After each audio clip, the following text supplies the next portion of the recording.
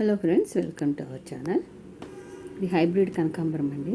కొమ్మతోనే పెట్టాను నేను. మొక్క అయితే కొన్నది కాదు, కొమ్మతో పెట్టానండి.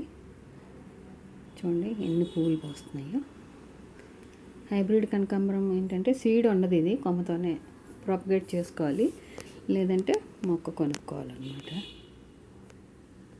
ఒకసారి మన గార్డెన్లోకి మొక్క వస్తే మనం ఎన్ని మొక్క దాని నుంచి నెంబర్ ఆఫ్ ప్లాంట్స్ మనం తయారు చేసుకోవచ్చు.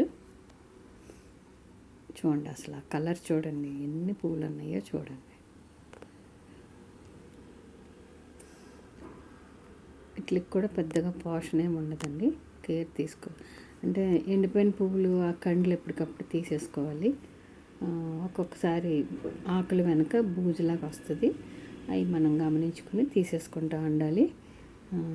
పెద్దగా ఇబ్బంది పడాల్సిన అవసరం ఏమి ఉండదు. కనకాంబరం మొక్కలతో పువ్వులు కోసుకుంటా ఉంటే ఎక్కువగా పోస్తూ ఉంటాయి.